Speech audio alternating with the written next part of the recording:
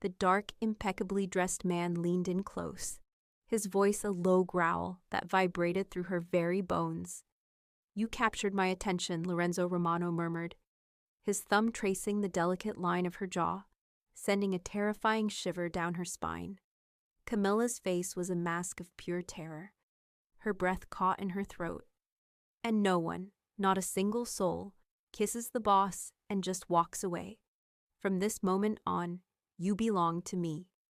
Her gasp of disbelief was swallowed by the sudden darkness as the world seemed to fade to black.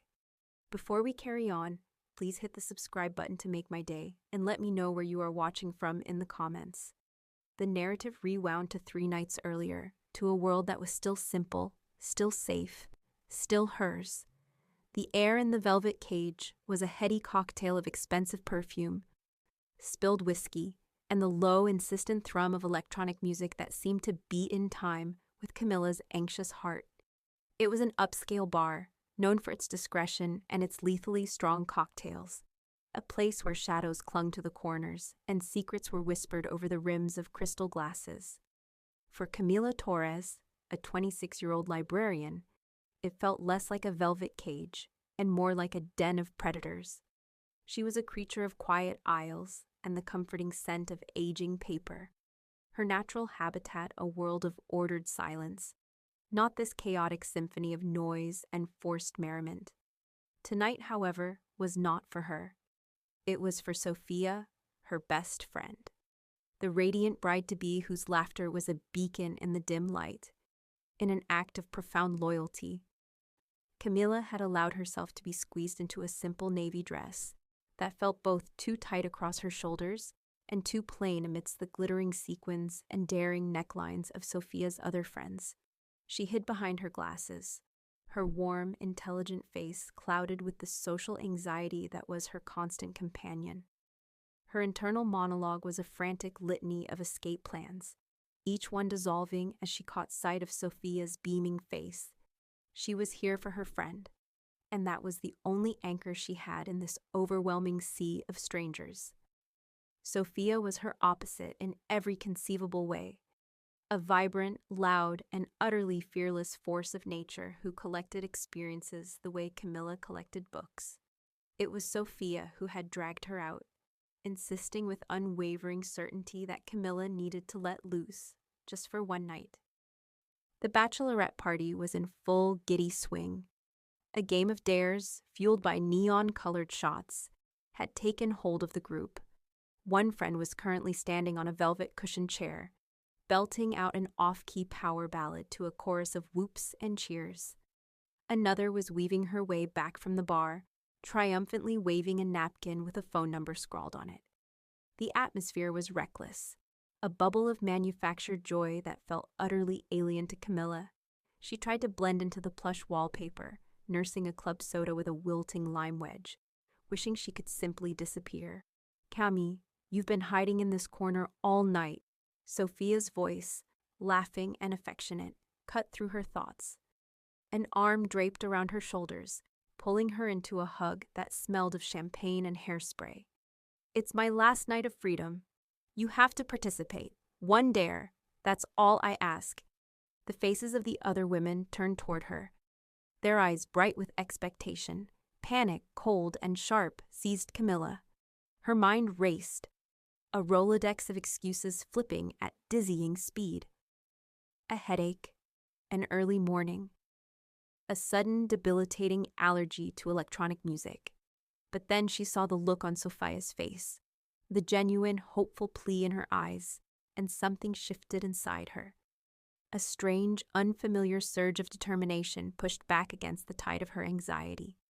For one night, just for a few minutes, she wanted to be someone else, someone bold, someone who didn't hide. "Okay," she heard herself say, the word feeling foreign on her tongue. "One dare." A cheer went up from the group. Sophia's mischievous glint intensified as she scanned the room, her eyes landing on the long, polished mahogany bar. "Okay, easy one," she declared, pointing a perfectly manicured finger toward the far end of the room. "You have to walk over there and give a real passionate kiss to the first man you see. The panic returned 100 times stronger. It was not an easy dare. For her, it was an impossible one. Her gaze followed Sophia's finger, her heart beginning a frantic, hammering rhythm against her ribs.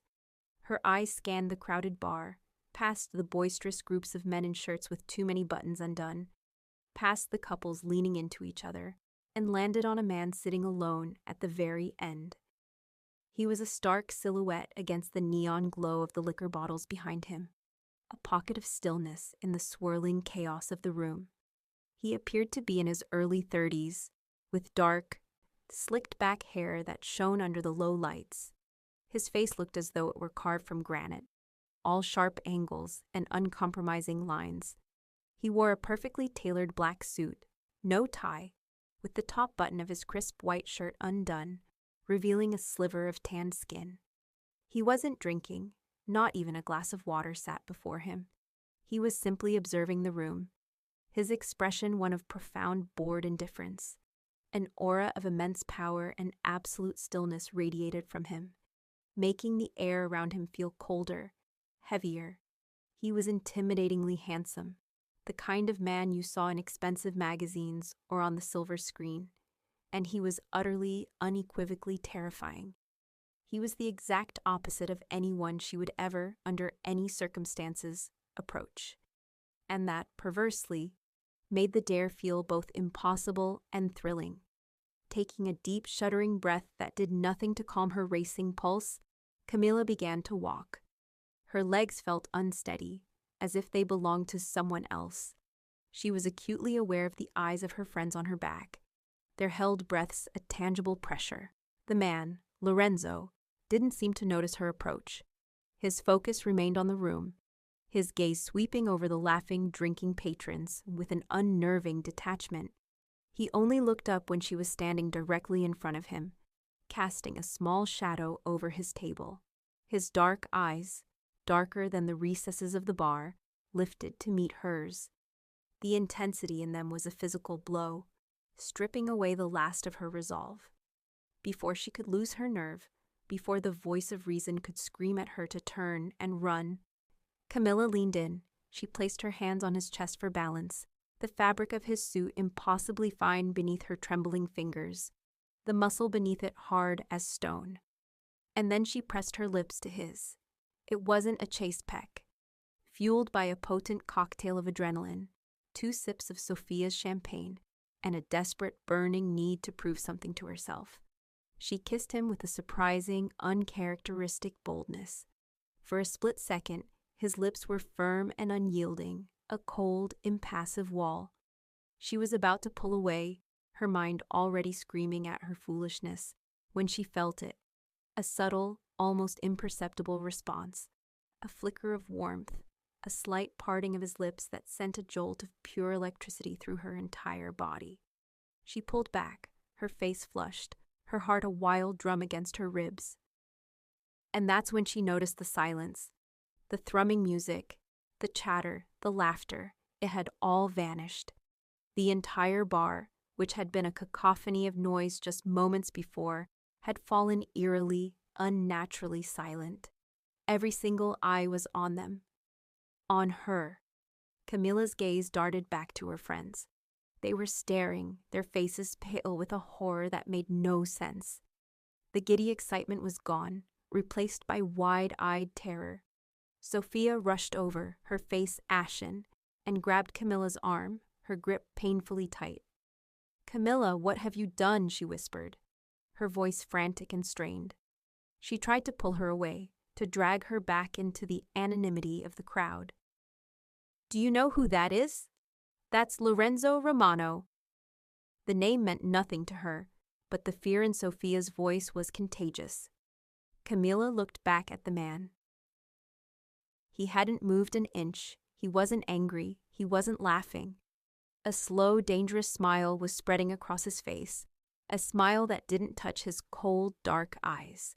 He looked at her not like the victim of a silly, drunken prank, but like a predator who had just witnessed the most fascinating, audacious prey wander directly into his path. He lifted a hand, not to strike her, but in a small, almost imperceptible gesture. From the shadows, a mountain of a man in a suit materialized at his side, his massive frame subtly but effectively blocking Sophia from pulling Camila any further away. Lorenzo just watched her, his eyes drinking her in, captivated by her audacity. Then, he gave a slight dismissive nod. The message was chillingly clear. For now, the morning after felt like a violation. The gentle light of dawn, which usually filtered through the blinds of Camila's small, tidy apartment to wake her softly, felt harsh and accusatory. Her head throbbed with a dull ache, a phantom of the champagne she'd barely touched, but the real sickness was a cold, heavy dread that had settled deep in her stomach. Her apartment, her sanctuary, a place meticulously curated with stacks of books and flourishing green plants, felt fragile and exposed.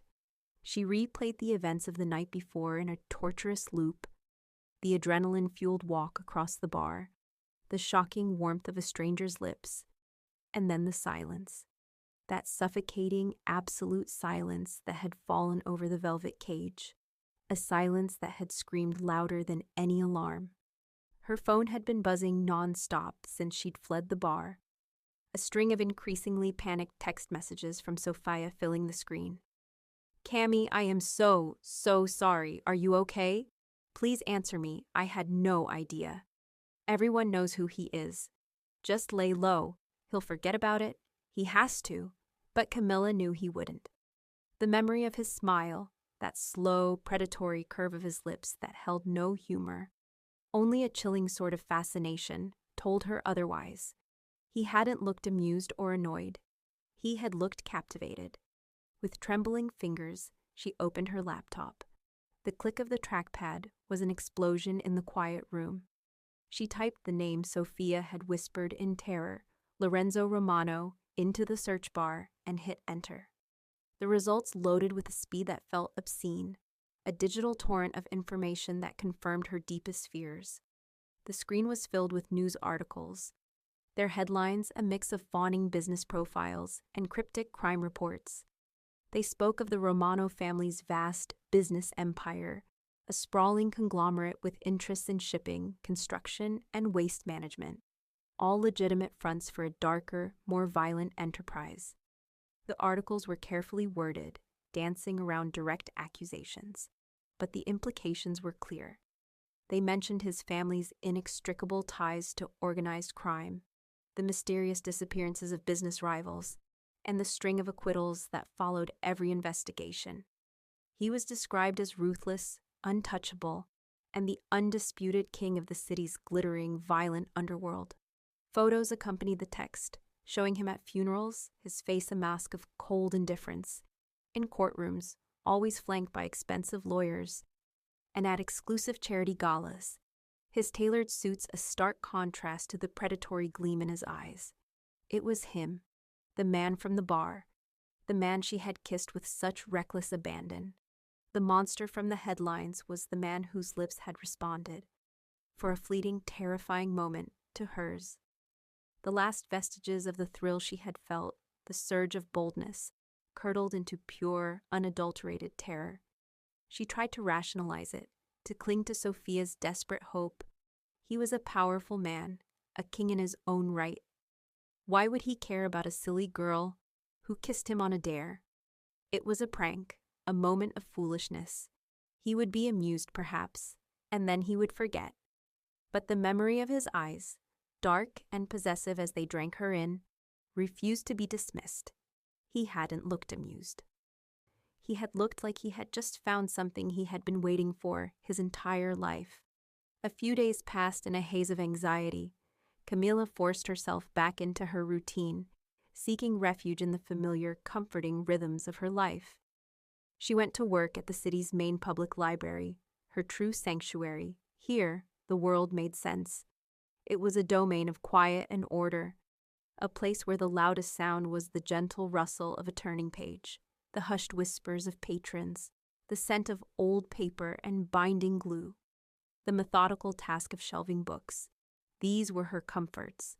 She was in the classics section, her fingers tracing the worn spines of beloved stories, her mind finally, blessedly, starting to calm. She was just a librarian. He was a crime lord. Their worlds were not meant to intersect beyond that one bizarre, chaotic moment. He would forget. He had to.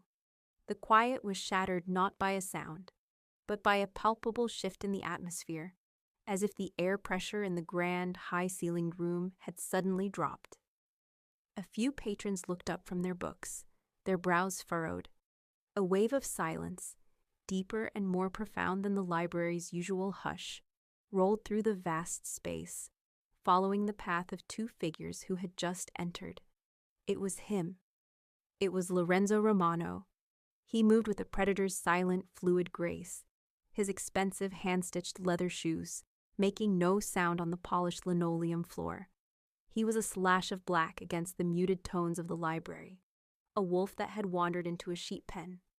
Trailing a respectful step behind him was the same mountain of a man, Marco, who had materialized at the bar. His presence was a physical weight, a promise of violence that seemed to suck the very air from the room. Camila froze, a heavy copy of Anna Karenina clutched in her hand. Her blood turned to ice, a frigid slush that moved sluggishly through her veins. Her safe space, her fortress of solitude and order, had been breached. There was nowhere to run, nowhere to hide.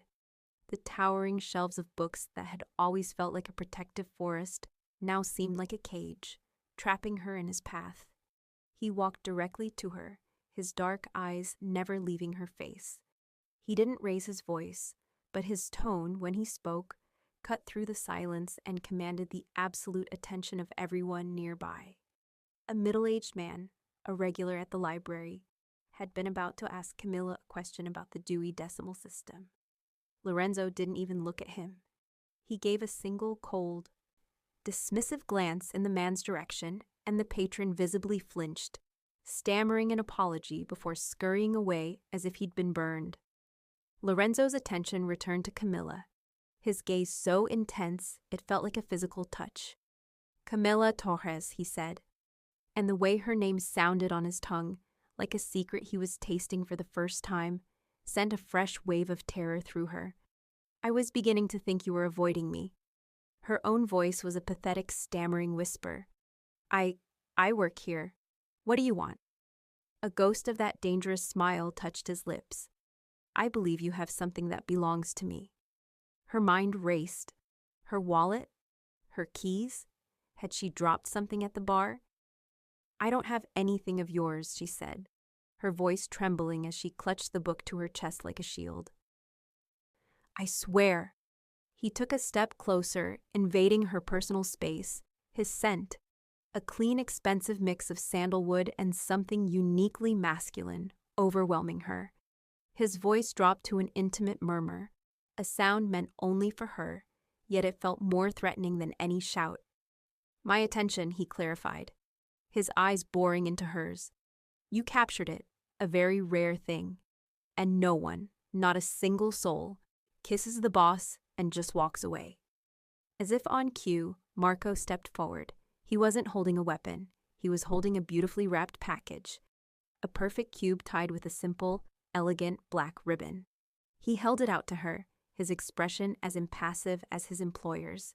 Numbly, her hands shaking so badly she could barely function, Camila took the gift. Her fingers fumbled with the ribbon, the expensive paper tearing under her clumsy efforts. Inside the box, nestled in a bed of black tissue paper, was a book. It was a rare, leather-bound first edition of The Count of Monte Cristo, the specific 19th century printing with the original illustrations. This was the moment the floor fell out from beneath her world. This was the moment she understood. 3 years ago, she had written a post about this exact edition on her small, completely anonymous book blog, a digital diary of her literary passions that received maybe 10 views a month, most of them likely bots. She had lamented that she would never be able to afford it, that it was a collector's dream. He hadn't just found her name and her place of work. He had dug into the deepest, most obscure corners of her life. He had researched her. He knew her passions, her digital footprint, her secret desires. The gift was not a kindness. It was a chilling, unequivocal statement of power. It was a message that said, I can find anything. I can learn everything. There is no part of your life you can hide from me. The book in her hands felt as heavy as a tombstone. She looked up at him, her eyes wide with a new, more profound level of fear. He was watching her, gauging her reaction, his expression unreadable. He had stripped her bare, not with his hands, but with his reach, his influence. He had taken her most private passion and turned it into a tool of intimidation. I will pick you up for dinner, he stated, his voice leaving no room for negotiation. Friday, 8 o'clock. He didn't wait for an answer. He simply turned, a king dismissing a subject, and walked away, Marco falling into step behind him. They moved through the library and out the grand double doors, the oppressive atmosphere lifting with their departure, the hushed whispers of the patrons slowly returning in their wake. Camila was left standing in the classics section, her sanctuary violated, her heart pounding a frantic, terrified rhythm against her ribs. She was holding a priceless treasure that felt like a lead weight, a beautiful cage she hadn't even realized was being built around her. It was not a question. It was not an invitation. It was a command. And she knew, with a certainty that chilled her to the bone, that it was one she could not refuse.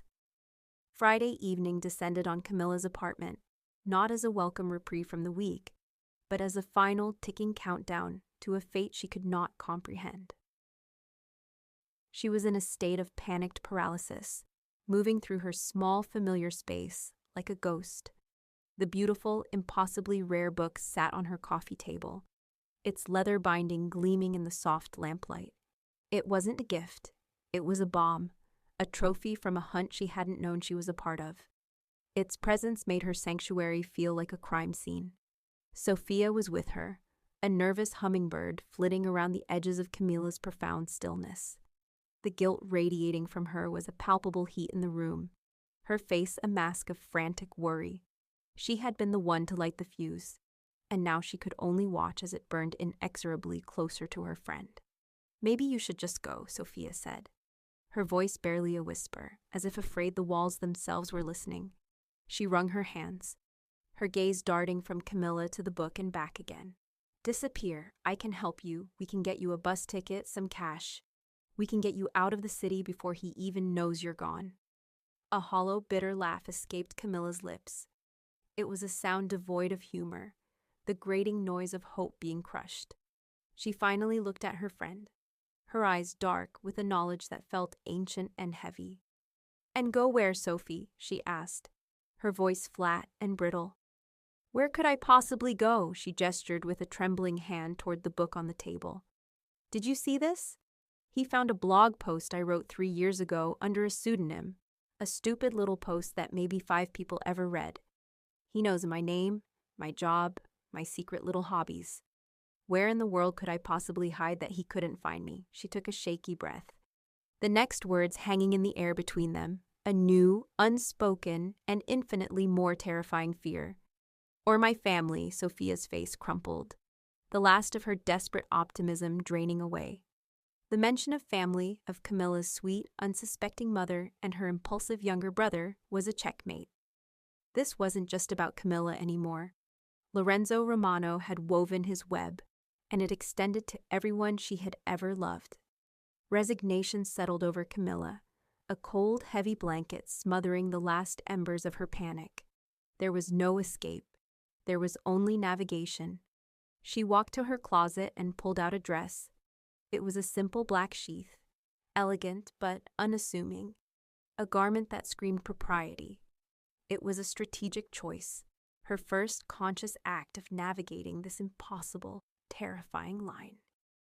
She would not look like she was trying to impress him, a willing participant in his game, but she would also not disrespect him, a foolish girl who didn't understand the danger she was in. The restaurant had no name, no sign, just a single unmarked black door on a quiet cobblestone side street. It was the kind of place that didn't need to advertise, a secret whispered among the city's elite and its most dangerous players. When Lorenzo's sleek black car, as silent as a shadow, pulled up to the curb, the door opened before he had even stepped out. Inside, La Corona was an oasis of opulent, hushed reverence. The air was thick with the scent of old money and even older power, the patrons a carefully curated collection of men with hard eyes and women with glittering jewels, all speaking in low, conspiratorial tones. Lorenzo was the perfect gentleman, a performance that was more chilling than any overt threat. He held the car door for her, his touch light and possessive. He placed a hand on the small of her back to guide her inside, and the warmth of his palm seemed to burn through the fabric of her dress, a brand marking her as his. The owner, a portly man in a pristine tuxedo, rushed forward to greet them, his face a mask of terrified reverence. He bowed, a gesture far too deep for a simple restaurateur, his eyes never quite meeting Lorenzo's. "Don Romano," he murmured, his voice trembling slightly. "Your table is ready, the best in the house, of course." They were led not to the main dining room, but to a secluded alcove, a private booth draped in velvet that offered a perfect view of the entire restaurant, while ensuring they could not be easily seen or overheard. The dinner was a master class in control. Lorenzo steered the conversation with effortless precision, his questions gentle but probing. He asked about her childhood, about the books that had shaped her, about the quiet, simple dreams she had held before he had shattered her world. He listened with an unnerving, predatory intensity, his dark eyes fixed on her as if he were committing every word, every hesitation, every blush to memory. He made her feel like she was the most fascinating person in the world, all while revealing absolutely nothing of himself. He was a black hole, pulling all light, all information into himself, giving nothing back. The food was exquisite, the wine was priceless, but it all tasted like ash in Camilla's mouth. Finally, mustering a sliver of the courage that had led her to kiss him in the first place, she set down her fork and met his gaze. "Why are you doing this?" she asked, her voice steadier than she expected. "Is this some kind of game? A punishment for the dare?" Lorenzo paused, his hand hovering over his wineglass. He set down his own fork with deliberate slowness, the small sound echoing in the bubble of silence around their table. He looked at her, truly looked at her, and for a moment the mask of polite interest slipped, revealing the raw, possessive power beneath. "Punishment?" he repeated, the word a low rumble in his chest. "Camilla, when people disrespect me, they disappear. They are erased from this city, their names forgotten before the sun rises. What you did," he leaned forward slightly, his voice dropping, "was not disrespect. It was fire. I haven't felt fire in a long time." He held her gaze, his eyes burning with a dark, consuming heat. "This is not a punishment. It is a reward." Before Camilla could process the terrifying implications of his words, a new presence intruded on their secluded world. A man approached their table, his movements loud and ostentatious. He was flashy, dressed in a suit that was a size too tight and adorned with gaudy gold jewelry. He was handsome in a slick, predatory way, and his smile was a sneer. Camilla recognized the arrogance, the entitled swagger of a man who believed his own hype. He pointedly ignored Lorenzo, his slimy gaze fixing directly on Camilla, stripping her bare in a way that made her skin crawl. "Well, well, Lorenzo," the man drawled, his voice dripping with false bonhomie. "I didn't know you were sharing your new toy." The air grew impossibly cold. Lorenzo didn't move a muscle. His face remained a calm, impassive mask. But a deadly frost entered his eyes, a chilling emptiness that seemed to extinguish all light. He didn't look at the intruder. He kept his gaze fixed on Camilla, as if her reaction was the only thing in the world that mattered. Then, his voice dangerously soft, a silken thread of pure menace, he spoke. "Rico," he said, the name a quiet curse. "You have 5 seconds to be somewhere else, anywhere else." The man, Rico Velas, flinched as if struck. His arrogant bravado evaporated in an instant, replaced by a primal, animal fear. He had clearly seen something in Lorenzo's eyes, a promise of swift and terrible annihilation that his own bluster could not withstand. He began to stammer an apology, his face pale and slick with a sudden sweat. He backed away from the table, his retreat clumsy and panicked, practically fleeing the restaurant as if the devil himself were at his heels. The entire exchange had taken less than 30 seconds. Camila had just witnessed a man's will, his very essence, being broken by a few quiet words and a single cold look. The reality of Lorenzo's power was no longer an abstract concept from a news article or a whispered warning from Sophia. It was real, it was absolute, and it was sitting right in front of her, calmly picking up his wineglass as if nothing had happened. A wave of nausea and terror washed over her, so strong it made her dizzy. But beneath it, buried deep and shamefully, was another feeling, a strange, unwelcome flicker of security. In this room full of predators, she was with the most dangerous one of them all, and in that terrifying, twisted moment, she was also the safest person in the room. The week following the dinner at La Corona was a slow, suffocating descent. The strange, twisted sense of security Camila had felt in that opulent restaurant curdled into a constant, low-grade dread. The gifts began to arrive, not with the flourish of a suitor, but with the silent, inexorable efficiency of an occupying army. The first was a wardrobe. One afternoon she returned from the library to find two men, both dressed in discreet dark suits, standing in her living room. Her landlord, a nervous, sweating man named Mr. Henderson, was with them, wringing his hands and avoiding her gaze.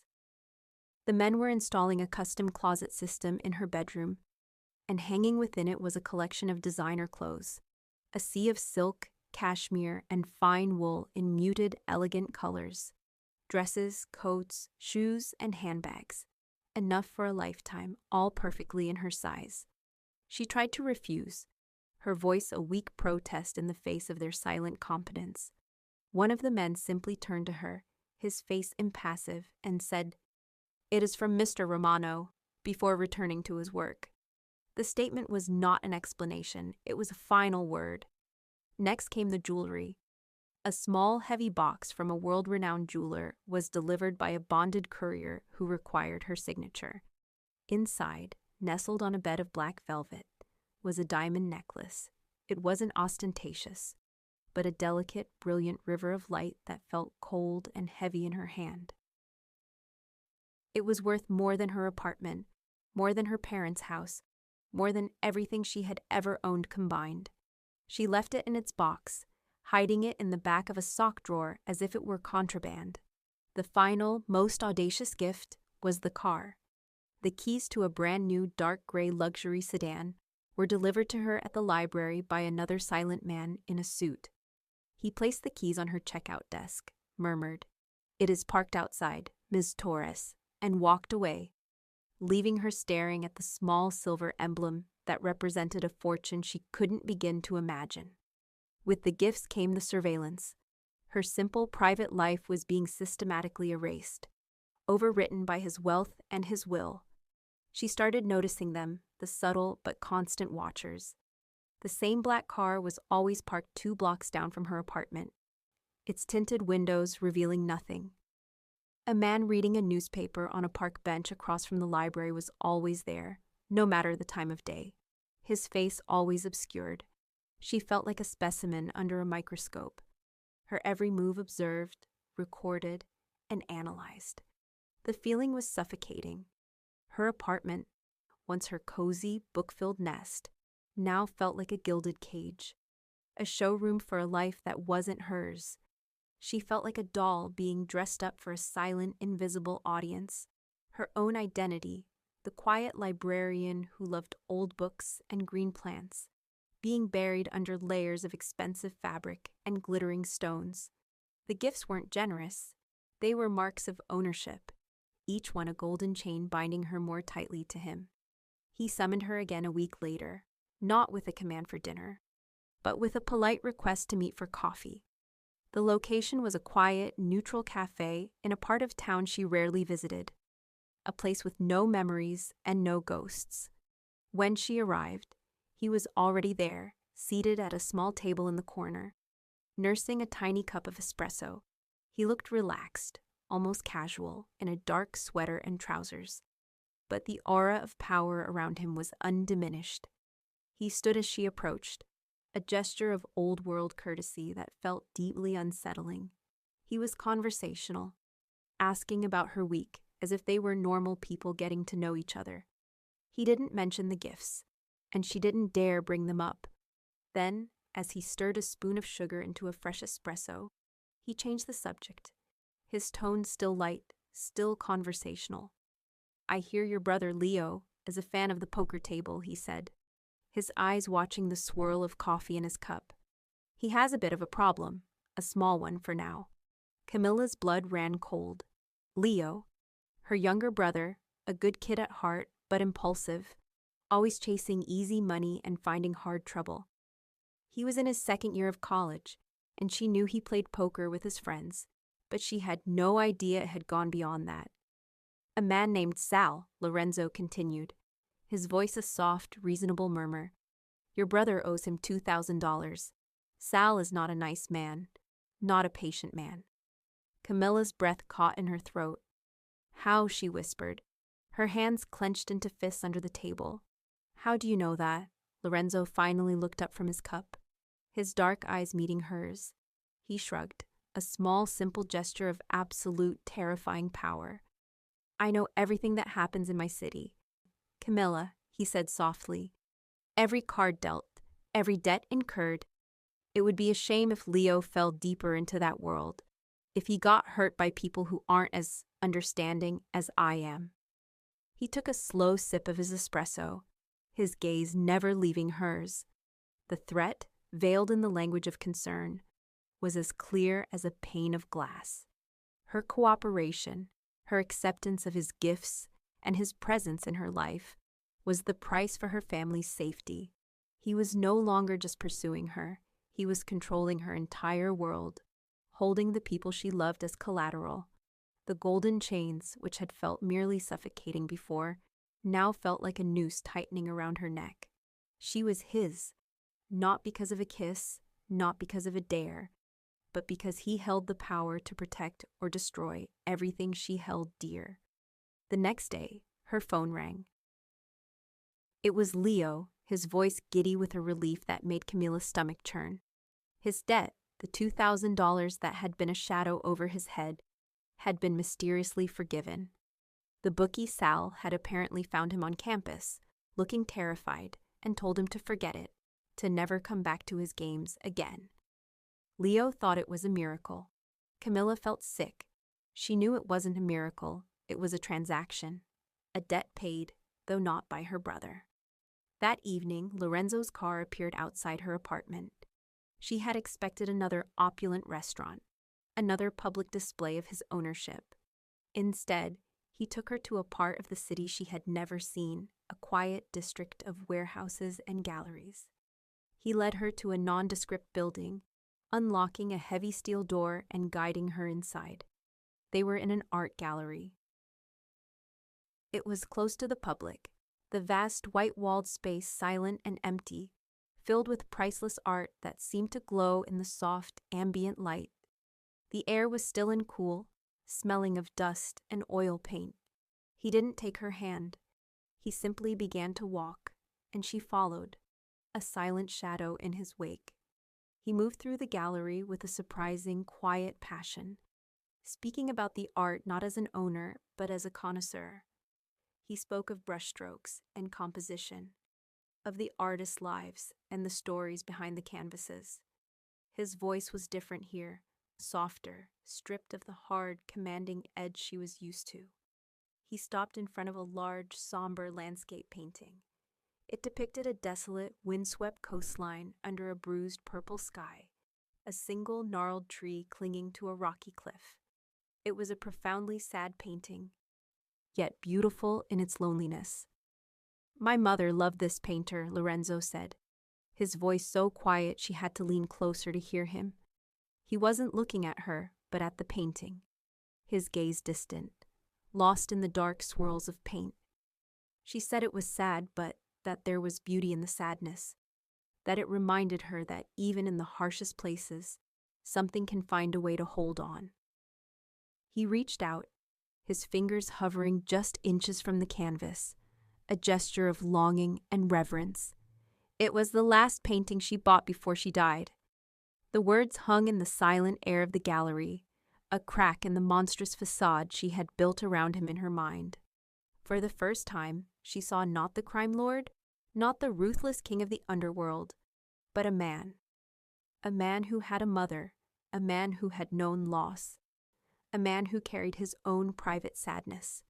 The revelation was profoundly confusing, a complex note in the simple, terrifying melody of her captivity. She found herself responding to this unexpected sliver of vulnerability, her own voice soft as she shared her thoughts on the painting, on the way the artist had captured the light and the loneliness.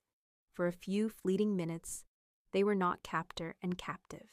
They were just two people standing in a quiet room, talking about art. The moment was a fragile truce, a temporary blurring of the sharp, brutal lines he had drawn around her life. It didn't change the fact that she was a prisoner in a golden cage, but it made her wonder, with a terrifying and unwelcome flicker of empathy, about the man who had built it. The fragile truce forged in the quiet of the art gallery. That fleeting moment of connection was a delicate bloom in a desolate landscape. It was beautiful, unexpected, and utterly doomed to be crushed by the brutal reality of their world. While Camila was grappling with the confusing flicker of empathy for her captor, other, less complicated forces were at play. Rico Velez, the flashy, arrogant rival Lorenzo had so effortlessly humiliated at La Corona, had not forgotten. The public dismissal, the sheer contemptuous ease with which Lorenzo had broken his will, had festered within him, curdling from simple anger into a venomous, obsessive need for revenge. He had been watching them. From the shadows of his own diminished world, he observed Lorenzo's movements, his routines, and most importantly, his new fixation. He saw the way Lorenzo looked at the librarian, the way his unseen protectors shadowed her every step. But where a wiser man might have seen a newfound strength in Lorenzo, a reason to be even more cautious, Rico saw only weakness. He saw a vulnerability. In his crude, simplistic view of the world, Camila was not a partner. She was a distraction, a soft spot in Lorenzo's armor, a new toy that could be broken to hurt its owner. He decided it was time to make a move, to prove that he was still a player in the city's deadly game. His plan was as cowardly as it was insidious. He chose his location carefully, a busy coffee shop near the library, a place of mundane, everyday chaos. Camila was on her lunch break, a stolen hour of normalcy she clung to with desperate tenacity. She sat at a small table by the window, a paperback open in front of her, her handbag resting on the empty chair beside her. She was trying to lose herself in the familiar comfort of a story, to pretend for just a few minutes that she was still just Camila Torres, a woman who read books and drank coffee, not a possession of the city's most feared man. The intrusion came, as it always did, with a jarring suddenness. A man, dressed in the rumpled clothes of a bike messenger, stumbled as he passed her table, lurching sideways with a clumsy, over-the-top apology. He bumped into her hard, jostling her chair, his hands flailing. For a split second, his hand hovered over her open handbag, a tiny metallic object pinched between his thumb and forefinger. He was posing as a clumsy patron, his goal to drop a small, sophisticated listening device into the cluttered interior of her bag, a digital ear that would report her every conversation back to his master. Before the man's feigned apology had even fully left his lips, before he could recover his balance and complete his task, the world seemed to shift on its axis. A shadow fell over the table, and a presence as solid and immovable as granite materialized out of the coffee shop's bustling crowd. It was Marco. Lorenzo's bodyguard, the silent mountain of a man, had appeared from nowhere, his face a mask of cold, lethal indifference. He moved with a brutal, shocking efficiency that defied his size. One large hand shot out and clamped down on the clumsy patron's arm, his grip like a vice of steel. The man's face went pale, a squeak of pain escaping his lips. Marco's eyes, cold and flat as river stones, locked onto the man's. "You dropped something," he said, his voice a low, gravelly rumble that was more terrifying than any shout. With his other hand, he plucked the tiny listening device from the man's fingers as easily as picking a piece of lint from a coat. He held it up for a moment, a silent accusation before his fingers closed around it, crushing the delicate electronics into dust. He didn't release the man. Instead, he began to steer him, his grip unrelenting, toward the back of the coffee shop and a door marked with a faded employees-only sign that led to a narrow, garbage-strewn alley. The patrons of the coffee shop, who had momentarily looked up at the commotion, quickly looked away, a collective, instinctual decision to see nothing. Camila sat frozen, her heart hammering against her ribs, the half-eaten scone on her plate suddenly looking obscene. She didn't see what happened in that alley. She didn't have to. She heard a short, muffled cry of pain, a sickening, wet thud, and then an unnerving silence. A moment later, Marco emerged from the back door, his expression unchanged. He calmly straightened the lapels of his suit, then his tie, his movements precise and unhurried. He walked back through the coffee shop, his gaze sweeping over the room before landing on Camila. He gave her a single, curt nod, a gesture that was neither reassuring nor apologetic. It was simply a report. A problem had been identified and dealt with. Then, as silently as he had appeared, he melted back into the lunchtime crowd and was gone. Camila stared at the alley door, a wave of nausea rising in her throat. The violence of her new reality was no longer theoretical, no longer confined to hushed restaurant alcoves or whispered threats. It was here, in the bright light of day, just feet away from her, happening in the middle of her lunch break. This was Lorenzo's protection, and it was just as terrifying as any threat. That evening she was summoned, not to a gallery, not to a restaurant, but to his penthouse apartment. The message was delivered by a new driver who simply said, "Mr. Romano requires your presence," his tone leaving no doubt that it was a command. The apartment was a palace in the sky, occupying the entire top floor of the city's most exclusive residential tower. The walls were glass, offering a breathtaking 360-degree view of the city lights twinkling below like a carpet of fallen stars. It was a view of immense power and beauty, but to Camila, it was just the glittering bars of a much larger cage.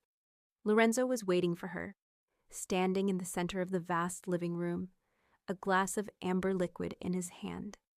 His usual unnerving calm was gone, replaced by a chilling, controlled rage that seemed to radiate from him in waves, making the air in the room feel thin and cold.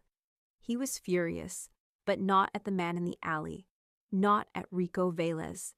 He was furious at her. He believed her carelessness, her naive attempt to live a normal life, had put her at risk, had almost allowed his enemy to gain an advantage.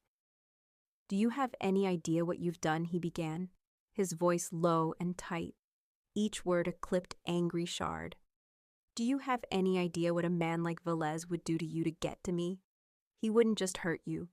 He would break you into a million pieces, slowly, just to watch me suffer." His anger was born of fear, the terrifying realization that the one thing he was beginning to value could have been so easily threatened. But it came out as a scalding accusation. And in that moment, something inside Camila, something that had been stretched taut for weeks, finally snapped. The fear, the suffocation, the constant grinding pressure of his ownership, it all boiled over into a white-hot, cleansing rage of her own. "Me?" she cried, her voice ringing out in the cavernous space, startling them both with its strength. "What I've done. And what about you, Lorenzo? What are you doing to me?" She took a step toward him, her body trembling not with fear, but with a fury she hadn't known she possessed. I can't walk down the street without being watched. I can't have coffee without your thugs beating a man in an alleyway. My apartment is filled with clothes I didn't ask for and jewels I don't want. My family, my brother, are pawns in your sick, twisted game. I never asked for this. I never asked for any of it. Her voice cracked, the words torn from her throat in a raw, ragged sob of pure desperation. I kissed you on a dare, Lorenzo. A stupid, drunken dare. I didn't sign up to be a prisoner. Her defiance, raw and absolute, struck him with the force of a physical blow. He was stunned into silence, his own anger momentarily forgotten. He had expected tears. He had expected fear. He had expected the submission he was used to from everyone else in his world. He had not expected her to yell back at him. He had not expected her to stand before him, her eyes blazing, and throw his power back in his face. The fire, the same inexplicable, audacious fire he had seen in her eyes at the bar, the fire that had captivated him from the very first moment, was back, brighter and more brilliant than ever. And in that instant, his perspective, which had been so firmly rooted in ownership and control, began to shift. His anger receded, washed away by a wave of something else, something he couldn't immediately name. It was a grudging, profound respect. He didn't just want to own this woman. He wanted her to stand with him, to burn this brightly at his side. He stood there for a long, silent moment, the ice in his eyes thawing as he truly saw her, not as a possession, but as a force. When he finally spoke, his voice had changed. The anger was gone, replaced by a raw, unfamiliar honesty. "No," he said, the word quiet but heavy with meaning. "You didn't." He set his glass down on a nearby table, the clink of it loud in the sudden stillness. "Velez is a real threat, Camila. My protection is not a game. It's a necessity in the world I live in." He took a step toward her, his expression stripped of its usual masks. "But you are right. This is not a life you chose." He paused, holding her gaze, and for the first time, he wasn't commanding or threatening or seducing. He was explaining. "He sees you as a weakness, a way to get to me.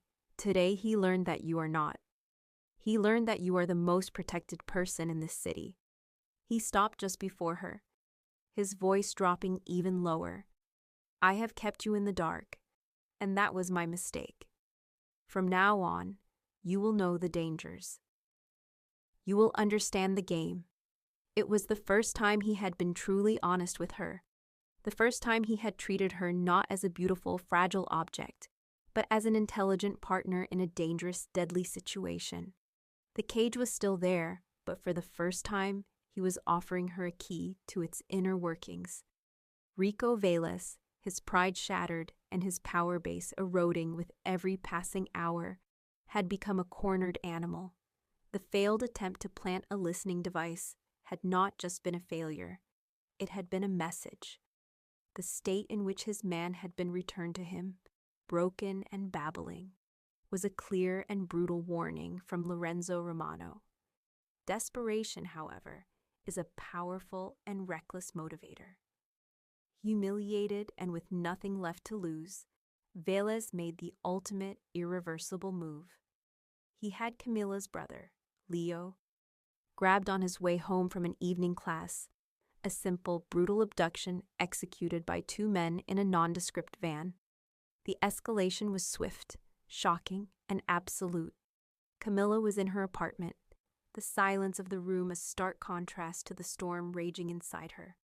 When her phone rang, it was an unknown number, and a cold dread washed over her even before she answered. The voice on the other end was slick with a triumphant, sneering satisfaction she recognized instantly. It was Velez. "Hello, little librarian," he purred. "I believe I have something that belongs to you." He sent a photo to her phone, a grainy, terrifying image of Leo, bound and gagged in the back of a vehicle, his eyes wide with terror. "He's perfectly safe for now, but his continued health depends entirely on you. The old shipyard, Warehouse 7. Come alone. If you tell your master, if I see so much as one of his shadows, your brother dies. Do you understand me?" Pure, cold terror, sharper and more profound than anything she had ever felt, seized her. It was a physical thing, an icy hand squeezing her heart, stealing the air from her lungs. Her first instinct was to scream, to panic, to do exactly as he said. The old Camila would have. The old Camila would have run blindly into his trap, armed with nothing but fear and a desperate, foolish hope. But the old Camila was gone, burned away in the crucible of the past few weeks.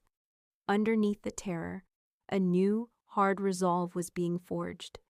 She thought of Lorenzo's cold fury, of Marco's brutal efficiency in the alley, of the absolute power she had witnessed firsthand.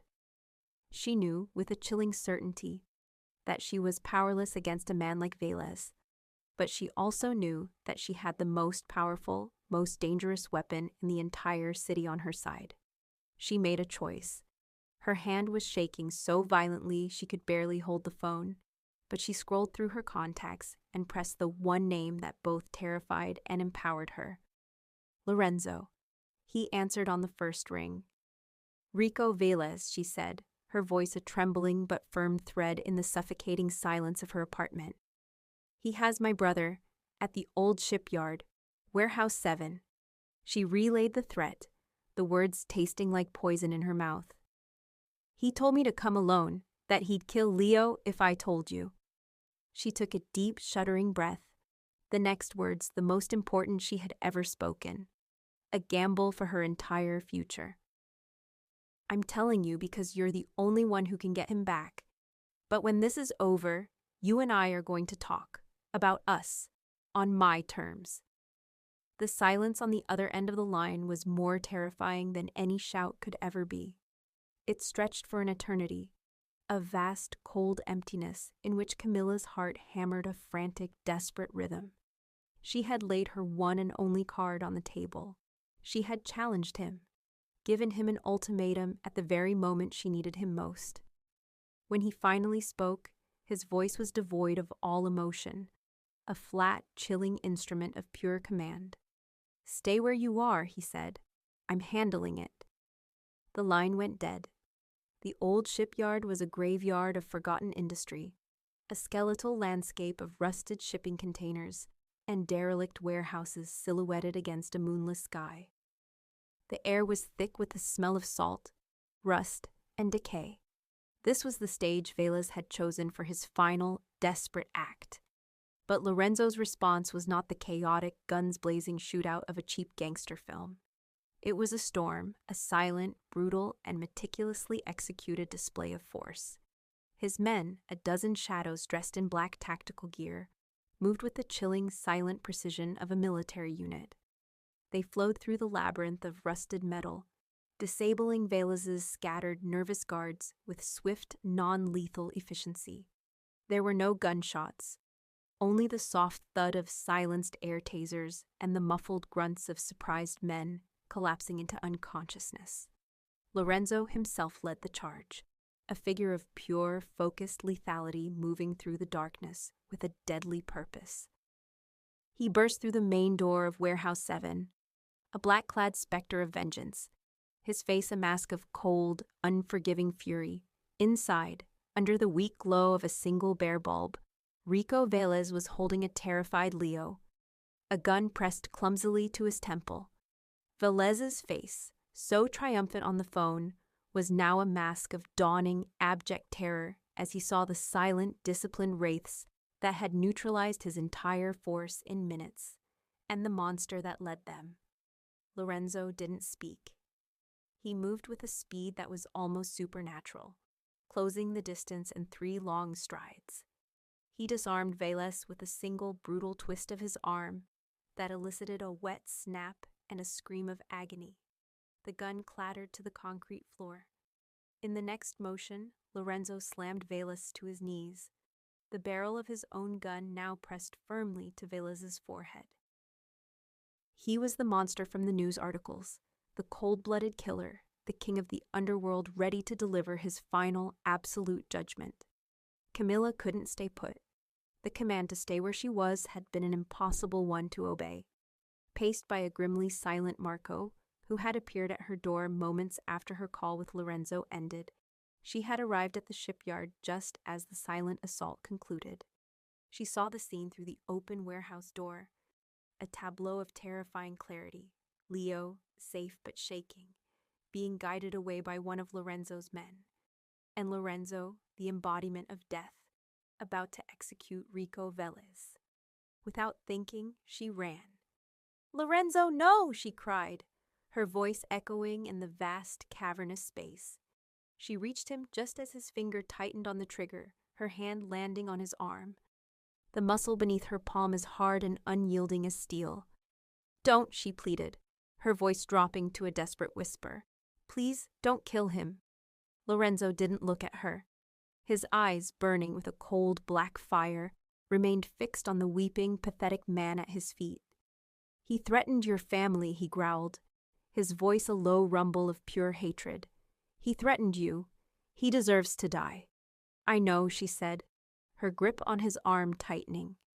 "I know he does, but killing him like this, it makes you just like him. A monster." She looked from Velez's terrified, tear-streaked face to Lorenzo's merciless one. "Ruin him," she urged, her voice gaining a strange new strength. "Take everything from him. His money, his allies, his name. Leave him with nothing. Show him that your power isn't just in pulling a trigger. Show me." It was the ultimate test, a challenge not to his power, but to the nature of it. She was asking him to choose her morality over his code, to choose a different kind of strength.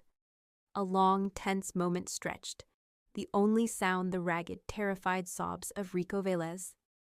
Lorenzo's gaze slowly, reluctantly, lifted from his enemy to her. He looked at her, truly looked at her, and saw not weakness, but a different kind of power, a different kind of fire. With a slow, deliberate movement that seemed to cost him a universe of effort, he lowered the gun. He pulled out his phone, his thumb moving swiftly across the screen. He made a single call, speaking in quiet, rapid Italian. Camila didn't understand the words, but she understood the tone. It was the calm, dispassionate voice of a god dismantling a mortal's world. In that single, 2-minute call, he systematically unraveled Rico Velez's entire existence, seizing his assets, turning his few remaining allies, and ensuring that by sunrise he would be a pariah, a ghost with nothing but the memory of his own foolishness.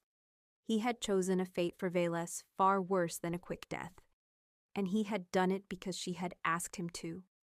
Back at the penthouse, the city lights twinkled below, a silent, glittering audience to the final act of their drama.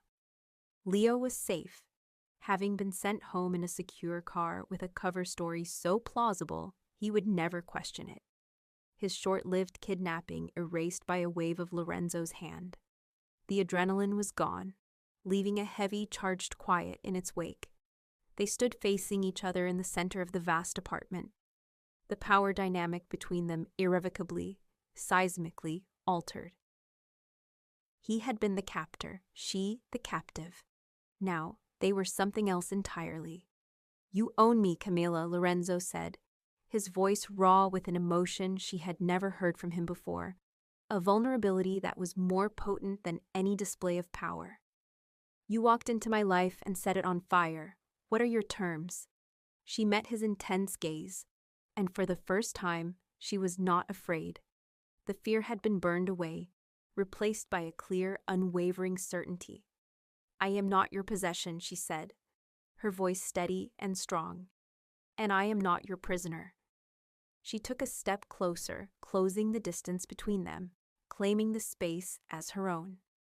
"If we do this, we do it together, as partners. No more secrets, no more cages. You have to let me in, all the way in. And you," she looked him directly in the eye, her gaze unflinching. "We'll find a way to be a better man. With me." He didn't hesitate. He didn't argue or negotiate. A slow smile, a real one this time, one that reached the depths of his dark, haunted eyes, spread across his face. "Okay," he said, the single word a vow, an oath, a surrender. He stepped forward and took her hand, his fingers lacing with hers. It was not a gesture of ownership, not a brand of possession, but a quiet, profound acknowledgement of equality. The story ended not with a kiss, but with them standing together, hand in hand, looking out at the sprawling, glittering city that was his kingdom. She hadn't just kissed the Mafia boss and walked away. She had walked directly into his world and started a revolution. Their future was uncertain, a path paved with danger and shadowed by his past. But it was a future they were now, finally, choosing to build together.